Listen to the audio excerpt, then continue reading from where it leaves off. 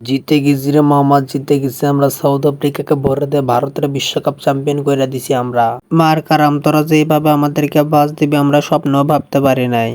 अच्छा। আরে ভাই, সবাই তো জানে ম্যাচটা আমরা জিতে যাবো। 24 বলে 26 রান লাগে, এটা তো বাংলা চোখ দিলেও বাংলাদেশ করতে পারবে, কিন্তু ইন্ডিয়া তো আমাদের সাথে দুর্নীতি করছে। আমার বিশ্বাস বলটা কিন্তু 6 হয়েছে, কিন্তু আইসিসি আর ইন্ডিয়া আমাদের সাথে দুর্নীতি করে আমাদেরকে বাদ দিয়ে দিছে। কোথায় আছে নাচতে না জানলে উঠান বাঁকা, তোরা খেলতে পারিস না, আবার আইসিসি ইন্ডিয়ার দোষ দিস। আমরা তো ঠিকই ইন্ডিয়াকে ভরে দিলাম। ना बैठे। ঠিক কথা বলছে কাকু, ঠিক কথা বলছে। কারণ যখনই কেউ ইন্ডিয়ার সাথে হারে আর দুর্নীতি নিয়ে প্রশ্ন, তাহলে ইন্ডিয়ার সাথে যে মারাতে পারে না তার আর কোনো নামই নেয় না তারা। এরে মিলার, তোদেরকে আমরা এত করে বুঝালাম, তোদেরকে এত আব্বা ডাকলাম, তবুও তো আমাদের কোনো কাজ হইলো না। তোরা এটা একটা কাজ করলি বেটা, শেষে আসে তীরটা ডুবে দিলাম। আমি তো ভাবছিলাম ইন্ডিয়াকে তোরা ভইরা দিবি, কিন্তু উল্টা তো তোরাই মারা খালি। মিলার ভাই, আমার ছয়গুলো দেখেও তো কিছু শিখতে পারেন। আমার যেটা বেটে লাগে সেটা অবশ্যই গ্যালারিতেই যাবে। আমি এত বড় বড় ছয় মেরে আর আজকে আসে একটা সামান্য একটা ছয় মারতে আটকে গেলাম রে। সেই ছয়ের কারণে আজকে বিশ্বকাপটা আমাদের হাতছানি হয়ে গেল। তবে আমার মনে হয় আমি যদি সাউথ আফ্রিকা দলের কোচ হিসেবে কাজ করতাম তাহলে আবার বিশ্বকাপটা সাউথ আফ্রিকার হাতেই উঠতো। আপনার মতো বোকাচোদা কোচ যদি সাউথ আফ্রিকার কোচ হয় তাহলে তো আমরা উগান্ডার সাথেও ম্যাচ হারতে পারি।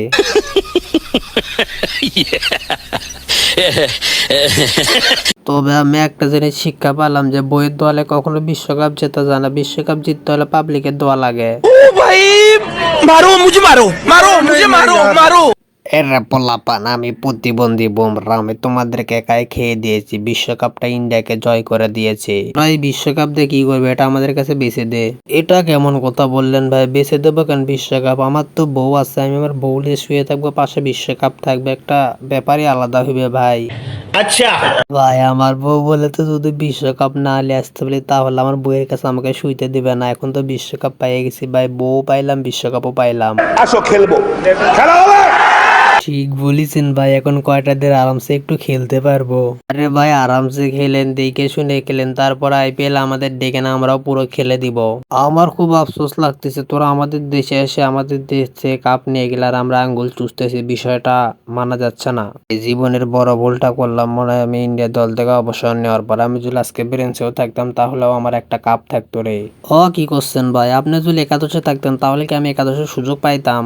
আরে পান্ত, তুই ফাইনাল ম্যাচে ডাক মারছো, তোর অভিজ্ঞতা কেমন? আরে ভাই আমি বললাম আমি পিজে এখন নামবো না, আমার হাঁকা ধরছে, আমি হাঁকতে যাবো, সেখান থেকে আমার টাইনে নিয়ে এসে দিছে। এখন আমার দোষ না? তোরা যে আমি বললাম, কত করে বললাম জায়গা হাগায় হাগায়, তুই তো হাগে আসলি না। তুই বললি তুই সাউথ আফ্রিকাকে হাগাবি, উল্টা পিজেতে তুই হাগলি।